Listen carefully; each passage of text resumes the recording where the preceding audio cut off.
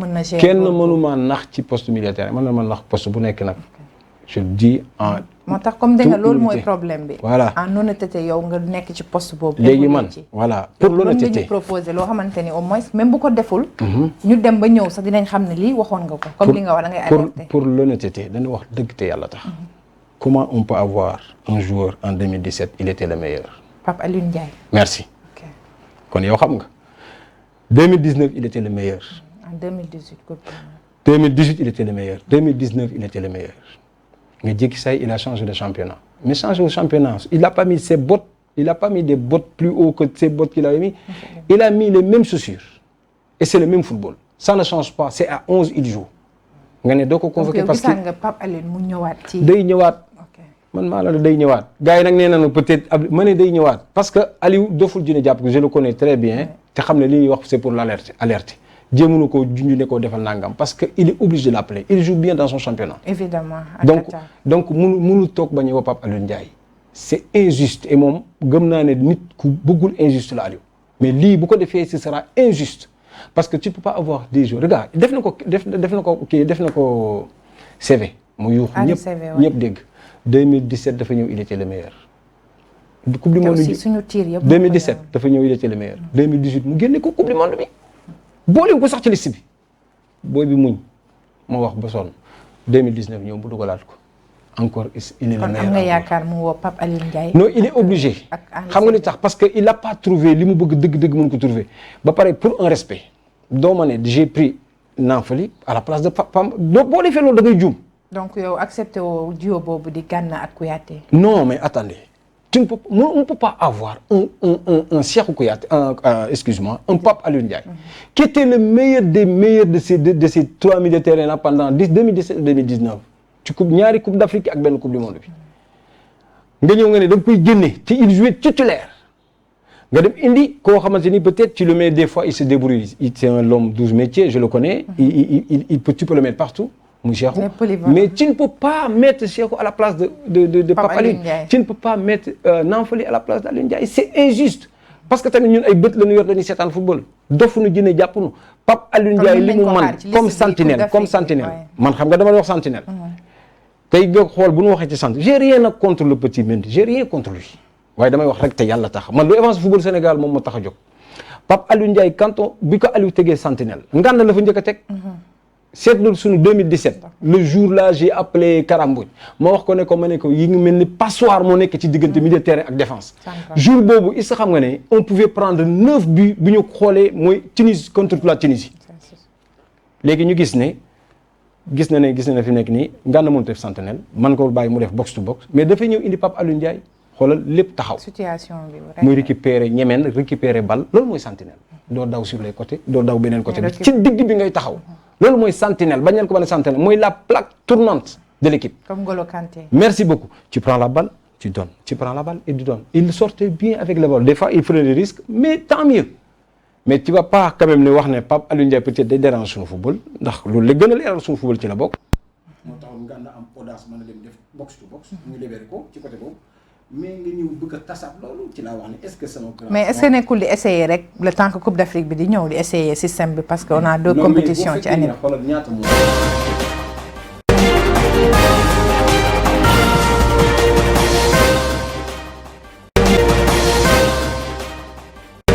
mais buñ ma masaa wax ne ma lii ak lii moo ko manqué wala nangam mais keroog kees bis boobu kama ko wax man xam naa dina kontaan ndax damay dem travailler ci ko sûr et certain. Aujourd'hui dama lay wax quand tu es en activité en actualité yaa ngi football critique bi ñu lay wax mooy dañuy wax li nga xam ne mooy say lacune mais say lacune buñ la ko waxee nga war dem travailler mais buñ la waxee say lacune nga ne du ma wax ak journaliste parce que da ngeen may critiquer parce que non c'est erreur la ñoom erreur yu ñuy def parce que problème bi ñoom ñëpp liñ leen dul wax mooy ça fait 10 ans ñenn ñu ngi ci équipe nationale te le football est amer lu gaaw la carrière du joueur dafa gàtt le temps bi ñu lay critiquer yow sa tontu du ay da ngeen may critiquer mooy demal nga prouver ne comme le fait Cristiano. merci beaucoup demal nga prouver ne yow tey di ngeen may critiquer lii maa ngi ciy amélioré wu parce que gis nga Gana Gueye moom lay expliqué barki démb quand il joue contre Real Madrid l'année dernière premier match Champions League mais amul éloge mu déggul. même Manchester City allez bi. attends daaw nga xam dafa progresse ci loolu dafa maa bett ci côté boobu bi mu joué contre Real Madrid mais je savais aussi c'était au début de machin chacun équipe bu nekk am na 4 matchs wala 3 matchs championnat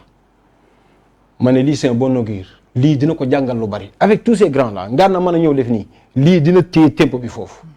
début de saison moom laay wax encore ren encore il est tellement bon en début de saison. Il débute bien les saisons. mais après il se laisse aller soit c'est la fatigue. loolu lan moo koy expliquer. li ko andi nag moom mooy mental la. parce que wax naa ne joueur boo gis dafay nekk ci forme ak méforme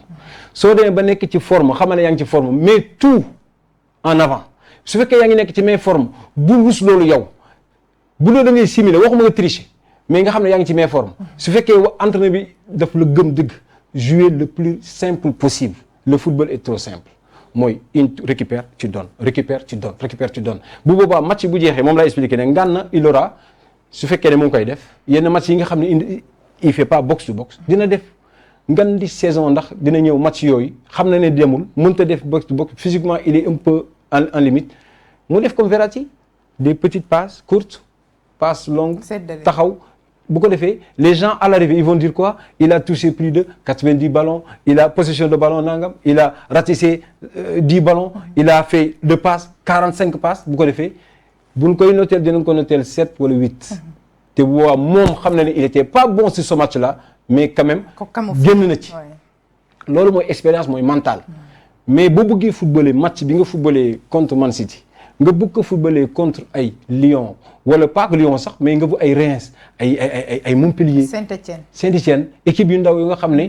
tu seras l'équipe à battre bokkul ak bële nga xamante ni loo defee exploit la bokkul il était dans la cour des grands